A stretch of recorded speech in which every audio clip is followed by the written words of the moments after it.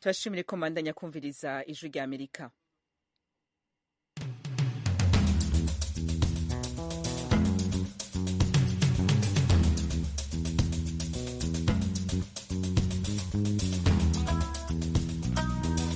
radiyo ijwi rya Amerika isamira na Washington DC mu Kirundi no mu Kinyarwanda. Mu Burundi muriko mutwumva ku mirongo migufi ya shortwave kuri metero 19 na 22. Mu Rwanda turi kuri FM 104.3 vy'ijwi rya Amerika. Bari Uganda mu karere ka Kisoro namwe mukatwumva tankomanzi kuri FM 88.9 ya radiyo ijwi riyobora. Ikaze makuru kuri no mugoroba mugiye gushikirizwa na Joe Diane Nininahazwe. Ingingo nkuru ziyagize. Igisirikare c'u Burundi kivuga ko cigaruriye bimwe mu birindiro bikuru vy'umugwi Red Tabara urwanya ubutegetsi bwo mu Burundi. Mu misozi miremire ya Uvira hari indambara igisirikare c'Abarundi kije guhinga opposition yabo yitwa ngo ni Red Tabara barwaniye ahitwa mu Masango. Uyu ni umwe mu banyagihugu wo muri groupement ya Kigoma territoire ya Uvira iri mu burasirazuba bwa Repubulika ya Demokarasi ya Kongo. Hakurya y'Uburundi mu Rwanda leta yasubiye gushiraho ayandi mabwirizwa mashasha yo kwirindikiza ca virusi ya corona, navyo twari bateguriye nayo muyagezweho irya nino kw'isi. Abahiritse ubutegetsi muri Burkina Faso bagabisha abahoze muri leta. Idonido ni Mukanyisasi.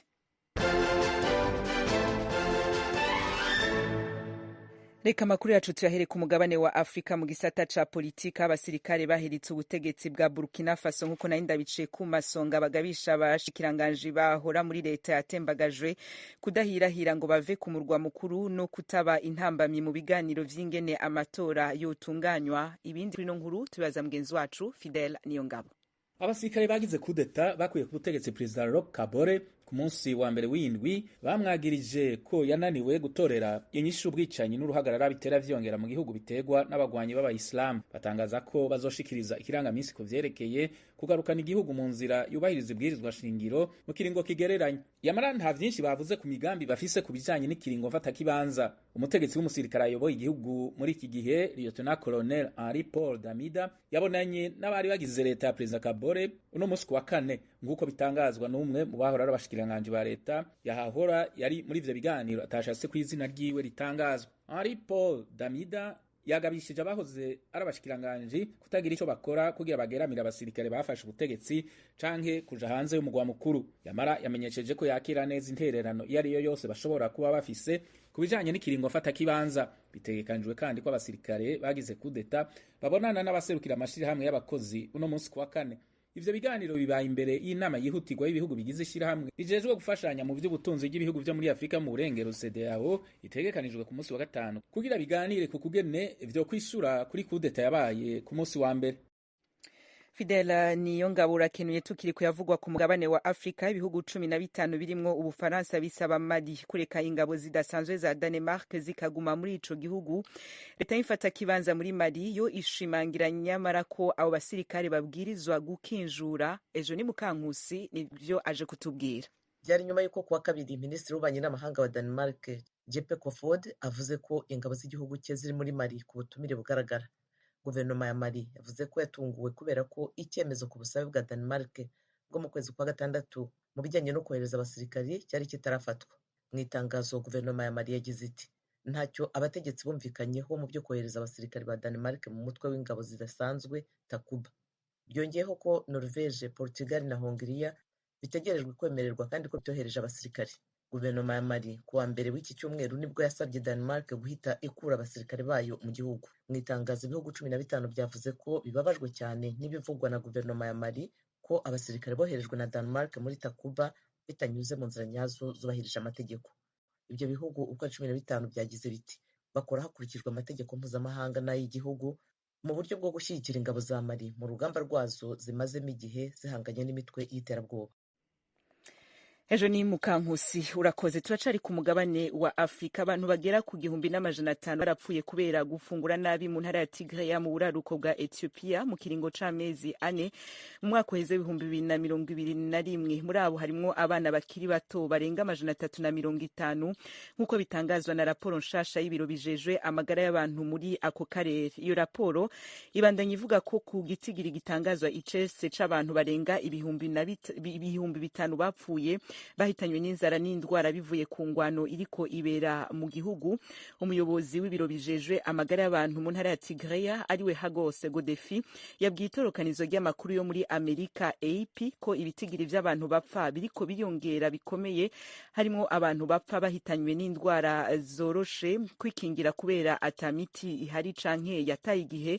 Iyo raporo yiwe kandi ku vyatohoje yashizwe ahabona ku munsi wa gatatu ejo ikamenyesha ko abantu 5,421 bemeje ko bapfuye mu ntara ya Tigray hagati y'ukwezi kw'indwi n'ukwezi kw'icumi mu mwaka uheze. Nivyo bitigiri vya mbere bishikirijwe kuva ingwano hagati y'inteko z'intara ya Tigray n'inteko za leta ya Ethiopia itanguye mu kwezi kw'icumi na rimwe ko mu mwaka w'2020. Amakuru atandukanye abagezeho kwijwi rya Amerika mu yasanga kuri wezi3 akaburungu radio yacu VOA akaburungu.com, adresse ya YouTube yacu, Instagram na Facebook ni VOA radio yacu.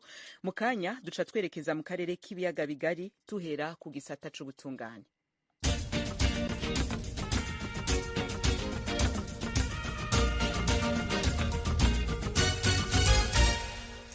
Igisata c'ubutungane mu Rwanda kuri uno wa kane ubushinjacaha bwagejeje imbere ya sentare y'ibanze ya Kagarama. Turi ku murwa mukuru w'u Rwanda i Kigali. Umugore yagirizwa kwica umwana w'imyaka 5 yitwa Akeza Elisi Rutiyomba. Nyakwigendera Elisi yari umwana w'umugabo w'uyo mugore. Ivya dossier ya nyakwigendera rero Elisi tubibaza mugenzi wacu Assumpta Kaboyi yabidukurikiraniye.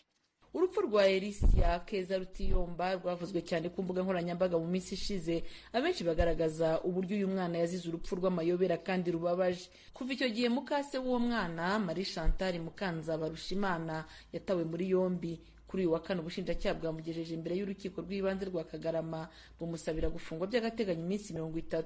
Ubushinjacyaha bwagaragarije urukiko impamvu bushingiraho kugira ngo bwemeze ko Marie Chantal Mukanzabarushimana yagize uruhare mu rupfu rw'uyu mwana. Ubushinjacyaha bwavuze ko iperereza bumaze gukora kugeza ubu byerekana ko Mukanzabarushimana Marie Chantal we wataye Akeza mu kidomoro cya litiro 200 cyari kirimo amazi. Ubushinjacyaha bwasobanuye ko Mukanzabarushimana yabonye se wa Akeza agiye ahita atuma umukozi kujya kugura amagi y'amanyarwanda n'utundi tuntu yari akeneye mu rugo. Bwemeza ko yari azi neza ko amagi y'amanyarwanda ataboneka hafi, bityo bikamuha umwanya uhagije wo kwivugana uyu mwana.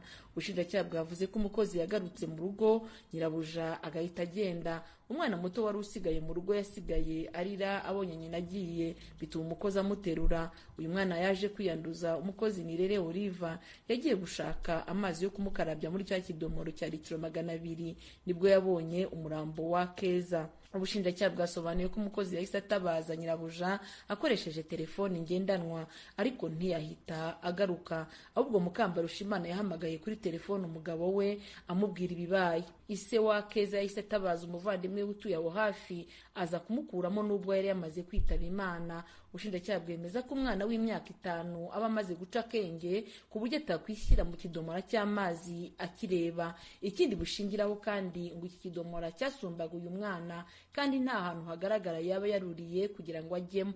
Ubushinjacyaha bukanashingira kandi kuri raporo ya muganga yemeje ko umwana yishwe no kurohama, naho ya polisi yo igasobanura ko icyo kidomora cyari gikikijwe n'amajerekani menshi ku buryo byari kugora umwana kukigeraho anyuze muri ayo majerekani. Ubushinjacyaha bukagaragaza ko bushingiye no ku bimenyetso byakuwe mu batangabuhamya babusobanuriye ko umukozi Nirere Dativa yatinze ashakisha ibyo nyirabuja yari yamutumye ku buryo yamaze iminota igera kuri 50 ataragaruka mu rugo. Ubushinjacyaha kandi bwanagaragaje ko abatangabuhamya bemeza ko uyu muryango wa Rutiyomba na Mukanzabarushimana Chantal Chantal wari usanzwe ufitanye amakimbirane ashingiye ku bana Rutiyomba yaba yarabyaye hanze. Ubushinjacyaha bukagaragaza ko bushingiye kuri ibi bimenyetso busaba urukiko ko Marie Chantal Mukambarushimana yafungwa by'agateganyo iminsi 30 mu gihe iperereza rigikomeza kubera uruhare yagize mu rupfu rwa Keza. Ubushinjacyaha bugaragaza ko aramutse afunguwe yatoroka cyangwa se akazimanganya ibimenyetso. Urukiko rwahaye umwanya uregwa ngo yisobanure. Marie Chantal Mukambarushimana yavuze ko atari we wishyuye umwana yari abereye mukase. Yemeza ko atatumye umukozi kure nk'uko ubushinjacyaha bubivuga, ko ndetse amagi y'amanyarwanda yamutumye atabura nk'uko babivuga kuko yari asanzwe ayagura. Mukambarushimana ahamya ko umukozi ageze mu rugo yahise amuha akana gato naho Akeza agumana nabo. Yabwira urukiko ko we yahise ajya kwa muganga agasiga abana bose bari aho. Yumvikanishije ko aho umukozi we amubwiriye ko Akeza yaguye mu kidomora yahise agaruka mu rugo nubwo yasanze byarangiye. Uyu mugore yavuze ko uyu mwana Akeza yari asanzwe akubagana ariko ku buryo nawe atakwemeza uko yageze muri kiriya kidomora.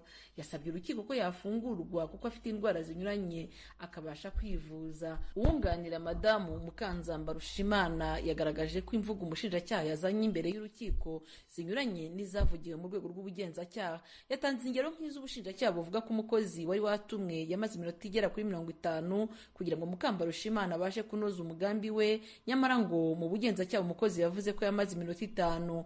Uyu mwunganizi asaba urukiko kurekura umukiriya we, yemeza ko adashobora gutoroka kuko nta byangombwa by'inzira afite kandi ko ari ubwa mbere akurikiranyweho ibyaha. Ubushinjacyaha buvuga ko abatoroka badaca ku mipaka bityo ko akwiye gukomeza gufungwa by'agateganyo. Urukiko rwanzuye ko ruzatanga umwanzuro warwo ku ifungwa n'ifungurwa ry'agateganyo ku itariki ya 2 z'ukwezi kwa 2 isaa 9. Assumpta Kaboyi, Ijwi ry'Amerika, i Kigali. Assumpta Kaboyi urakenuye. Ndakongereye ko Akeza Elisi Rutiyomba nyakwigendera yamenyekanye cyane mu turimbo dutandukanye yasubiramwo tw'abahanzi bo mu Rwanda akaducisha ku mbuga ngurukana bumenya bifashijwemwo n'abakunda uko yadusubiramwo. Nanabiciye ku masonga nkitangura, igisirikare c'u Burundi kivuga ko cigaruriye bimwe mu birindiro bikuru vy'abarwanyi b'umurwi urwanya ubutegetsi bw'u Burundi Red Tabara muri groupement ya Kigoma n'iya Bijomba ziri muri territoire ya Uvira iri mu buseruko bwa Repubulika ya Demokarasi ya Kongo. Ibindi kuri ino nkuru na mugenzi wacu Vedaste Ngabo ari Uvira. Amakuru Ijwi ry'Amerika rikesha uhagarariye amashirahamwe ashinzwe amahoro n'iterambere mu turere tw'imisozi miremire ya Uvira, Joel na Munene, avuga yuko igisirikare cy'u Burundi gifatikanyije na Mayimayi ya Kijangara na Gumino ya Colonel Shakanya Musaraba kiri mu migwano n'inyeshamba z'abarundi za Red Tabara muri lokalite ya Masango iri mu birometero birenga 60 n'umujyi wa Uvira. Mu misozi miremire ya Uvira hari indambara ya igisirikare cy'abarundi kije guhinga opposition yabo yitwa ngo ni Red Tabara, barwaniye ahitwa mu Masango. Iyo mirwano abaturage bahunze bagenda bamwe imwenda, abandi baje mu misozi ya Uvira. None niki kihamya ko ari abasirikare b'u Burundi bari kugwana na Red Tabara muri iyo misozi? Ni yabo araboneka, abantu bahuye nabo bavuga yuko ntibaje kurwanya abaturage cyangwa abamayimayi, bavuga yuko icyabazanye ni ukurwanya Red Tabara. Aya makuru y'iyi migwano hagati y'igisirikare cy'u Burundi n'inyeshamba za Red Tabara yemezwa kandi n'umuvugizi wa Red Tabara Patrick Nahimana. Mu gatondo kare jo mu 11 y'agatondo niho umugwi wabo waza barawuhagaritse. Rero usubira inyuma, maze gusubira inyuma waciye wicamwe imice ibiri. Umuce umwe uguma ngaho, uwundi muce umwe umanuka utombera mu mihana y'abanyagihugu ugana hitwa mu Masango. Ariko naho nyene ingabo za Red Tabara habaye zarabangutse zirashika hakiri kare baba bacinjira muri iyo mihana y'abanyagihugu, ariko abanyagihugu bari bamaze kuvayo. Ku mugoroba rero w'ejo masaha y'umugoroba twari intambara zari zahagarara. Ubu rero turacarindiriye bishobora gukomeza no munsi bikabandanya. Uyu muvugizi wa Red Tabara avuga yuko igisirikare cy'u Burundi gifatikanyije n'abagwanyi ba Gumino batabavanye mu birindiro byabo biri mu Masango no mu Marimba. Ubu tuvugana ahantu hose munsi nitwe tuhari uwo muntu yababwiye ngo yababeshe uwo mubwiye muti wabeshe intambara ejo barateye binjira mu muhanda w'amasango ariko babaye bagishika indani kuko ingabo zari zitabara zabaye zarabangutse cyane ziratabara. Amashirahamwe ya societe civile yo muri Uvira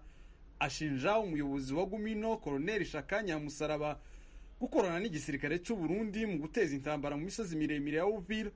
We arabihakana. Tangazwa n'abantu bavuga mu gisirikare cy'u Burundi gifatikanyije na Gumino kambaze ndeka uwo mbarima y'undi muhamuvuga igisirikare cy'igihugu kiragufatikanya na Gumino gute buriye icyo kibazo ni ikibazo cyo kubazwa leta ya Kongo n'ikibazo zayo niyo izi Uburundi kwambuka na diplomasi yabo bafitanye nibo babizi. Ibyo bicara bavuga ngo mufatikanya n'igisirikare cy'u Burundi. Igisirikare cy'u Burundi gifite kuvugana na leta ya Kongo bakinjira bagahiga abanzi babo. Kubera izi ntambara ziri kubera mu misozi ya Uvira hagati y'igisirikare cy'u Burundi n'inyeshamba za Gitabara, hari ico abayobora amashirahamwe ategamiye kuri leta asaba abaturage bo muri utu turere izi ntambara ziri kuberamo. Joel Namunene ayoboye ihuriro ry'amashirahamwe ashinzwe amahoro n'iterambere mu misozi miremire ya Uvira. Abasirikari b'u Burundi bari mu masango barwanya Gitabara. Icyo twosaba abaturage b'iwacu nuko bativanga mu mirwano y'u Burundi. Ufite imbaraga asinda Burundi. Ntacyo leta ya Kongo cyangwa se leta y'u Burundi baravuga kuri iyi mirwano iri kubera muri aka karere hagati y'igisirikare cy'u Burundi n'inyeshamba za Gitabara. Ariko sibwo bwa mbere igisirikare cy'u Burundi kigwanira muri teritwari ya Uvira n'inyeshamba za Gitabara. No mu kwezi kwa kane ku mwaka wa 2020 baragwanye. Mu myaka yashize igisirikare cy'u Burundi cyagiye gihakana ko kitinje ku butaka bwa Kongo, ariko bikagaragara mu maraporo y'izobere za Loni ko icyo gisirikare cyari muri Kongo. Vedaste Ngabo ku bwaradijwi rya Amerika, Uvira mu ntara Kivu y'Epfo.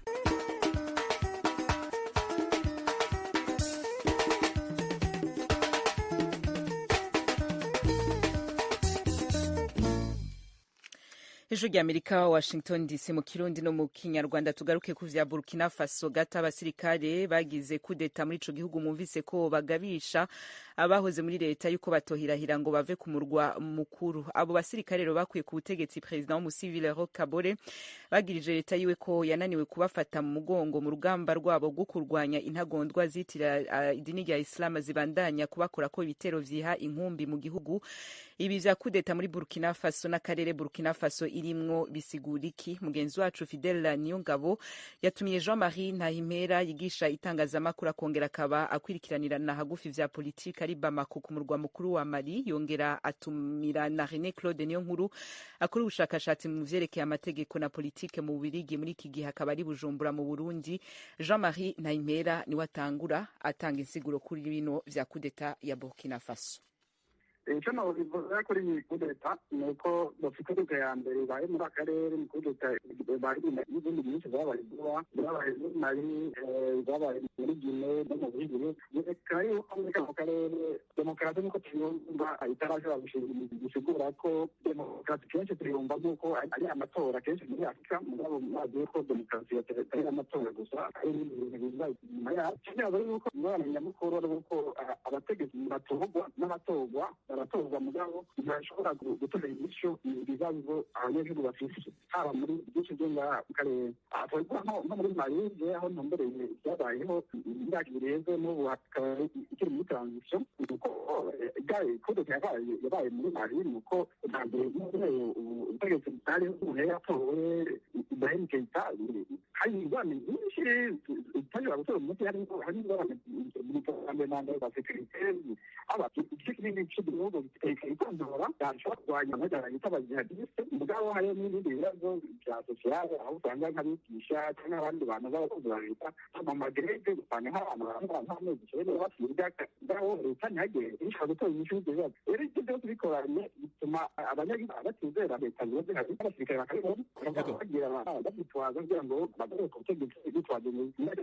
Usanga muri ibi bihugu byose kudeta bayitanga n'abanyagihugu bashyigikira igikoresho kubera babonye ko muri guverinoma ziba zaratowe zaratoreye inyishu z'abanyagihugu umuntu agize inguvu kugira ngo hari ikintu yofasha kurusha abategetsi kuko ndabibona biriko biragenda muri kano karere. Rone Claude, nawe ku bwawe ubona ishyirahamwe CEDEAO ryari ryakoze akazi barishima kuba ryahwamitse nk'intambara zari muri Sierra Leone na Liberia no kugerageza kugarukana umutekano na politike na demokrasi mu karere ko muri Afrika mu burengero. Aya makudeta ariko araba ari menshi muri ako karere, ya nyuma akaba ari turiko turavuga Burkina Faso yabaye ku munsi wa mbere. Byoba bivuze ko akarere ka CEDEAO ubu karengewe, ikihe kiriko gituma aya makudeta aba urutavanako arashobora gutandukira n'ibindi bice vyo mu karere ko muri Afrika mu burengero, mubibona gute?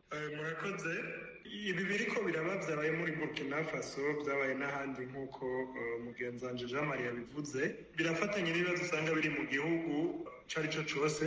Mugabo jewe ndashaka tunasimbize tubifatire ku ngero zibiri. Ufatiye kuri ibi vyabaye muri Burkina Faso urashobora kwibwira uti mbo vyabaye kumbure vyari mu bihari kuvyibaza, mugabo ubishize no mu karere biriko birabamwo ukaraba no ku bindi bisanzwe biriko birabera muri Afrika, je no bisigura ku ngero zitatu. Urugero rwa mbere urashobora kubitegera ufatiye kuko demokrasi yifashe muri Afrika no mu bindi bihugu bitari bikesi muri Afrika gusa, mugabo cyane cyane muri Afrika ko ariho turiko turavuga. Jean Marie yabivuze, demokrasi irarengeye amatora yonyene, irarengeye uko intwaro ziba zarashizweho kuva ngo zavuye mu matora zashyizweho hubahirijwe amategeko, ivyo bita legitimité démocratique cyane legitimité juridique, bakanazisuzuma ndavuga abanyagihugu n'abandi bantu baravye ziriko zirakora, baravye ubushobozi zifise mu gutorera umuti ibibazo biba bihari, bishobora kuba ibibazo bihamaze igihe canke ibibazo vyadutse nk'ibi vy'iterabwoba, ibibazo vy'umutekano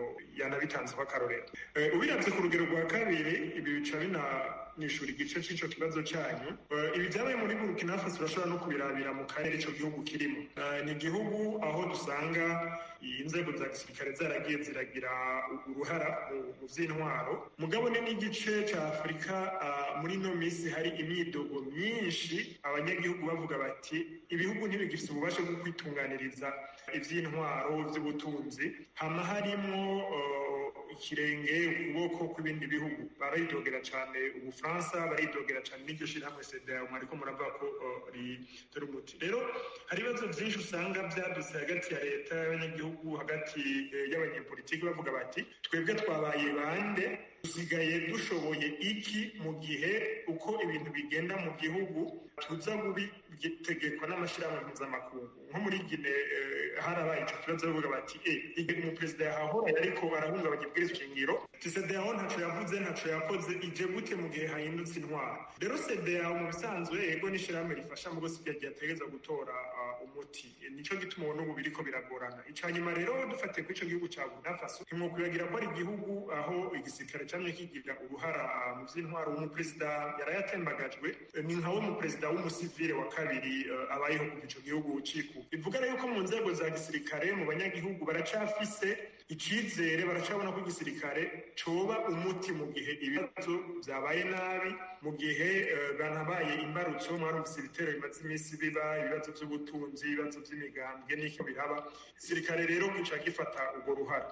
Ariko Jean Marie Hayimpera, igisirikare kihashitse naho abanyagihugu bariko baragira iminsi mikuru bahimbaza abasirikare bafashe kudeta, abasirikare nabo bashitse ku butegetsi, hari aho baba bemeye ko bazosubiza ubutegetsi abasivili, intwari y'igisivili, mugabo mu nyuma ntibabikurikize. Urabona biriko biragorana nko muri Mali n'ahandi aho habaye amakudeta na za Guinée. Abasirikare niwo muti canke uburyo buzotogwa gute kugira ngo habe intwaro z'ukuri zitunganiriza abanyagihugu kugira ngo ibintu ntibishikiyo aho abanyagihugu batabariza ko abasirikare baza ku butegetsi? Abasirikare bo muti kubera udageranye n'abasirikare birabananira, kuko kenshi abasirikare babizi byo gutwara, babizi byo kurwanya umwansi, nibyo biri mu karere k'ingorane kuko atamutekano hari kubera byo mu bita jihadiste, bituma abasirikare bagira inguvu kubera birinda yuko aribo bari imbere kurwanya umwansi. Bashagira ati rero nimba guverinoma zihari gutabahaye uburyo bukwiye, bo baca bibaza yuko bashobora gufata ibintu mu buryo kugira ngo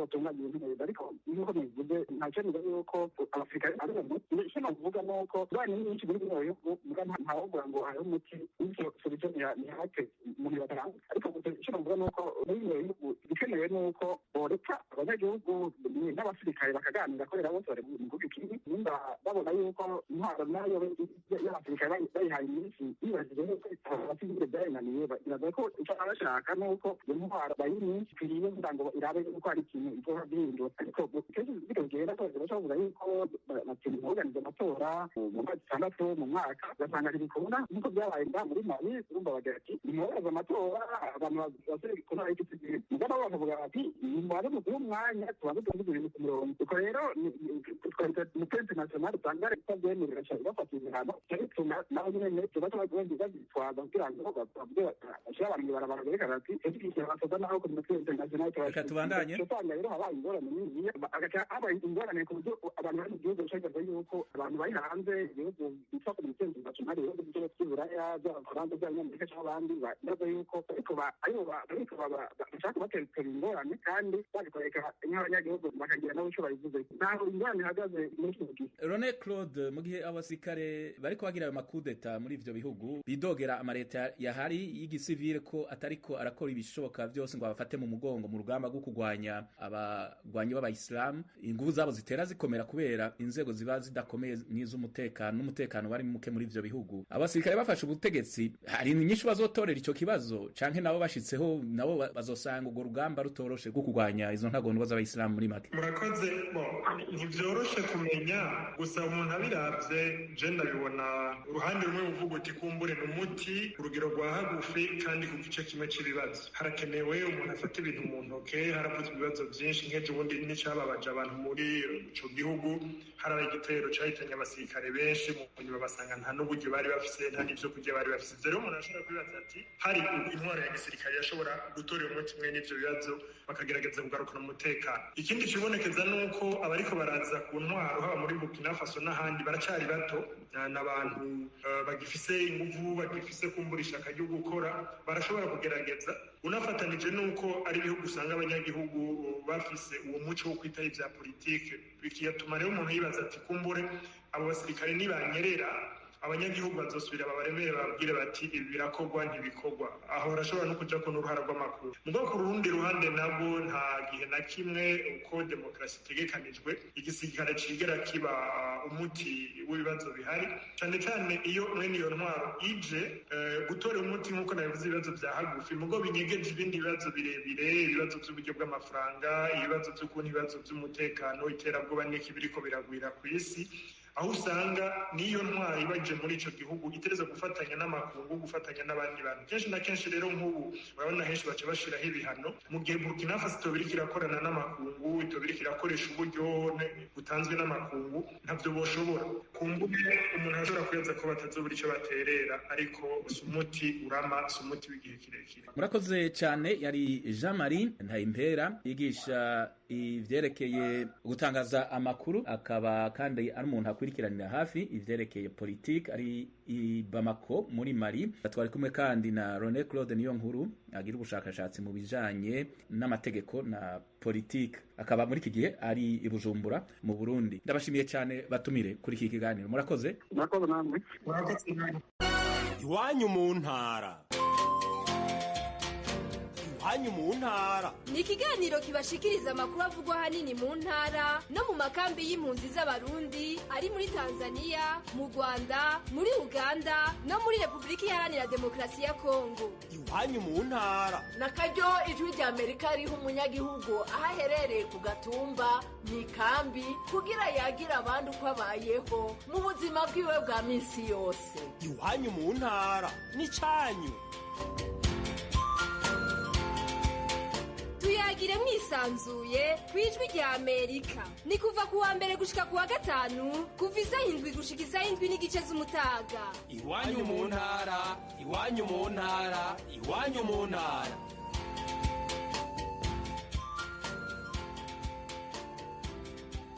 akabino ngaro duce dusozera amakuru twe tubafitiye muri kano kanya. Dushimira abagize uruhara bose ngo bayategure yongera bashikira, ariko imbere yo guhana agahindukira ngende ndabaciriye ku masonga ino nkuru tuza kubashikiriza igihe c'isaha 1:30 mu gihugu c'u Burundi. Abategetsi bafise amakenga ko abarwanyi b'umuhari ADF urwanya leta ya Uganda bashobora kwinjira gushinga ibirindiro muri ico gihugu. Ku mugoroba w'ejo kuwa gatatu umukuru w'igihugu Evariste Ndayishimiye yakoranije baburamatari, abakuru mu gisirikare n'igipolisi mu gihugu cose kugira ngo bazitire hakiri kare.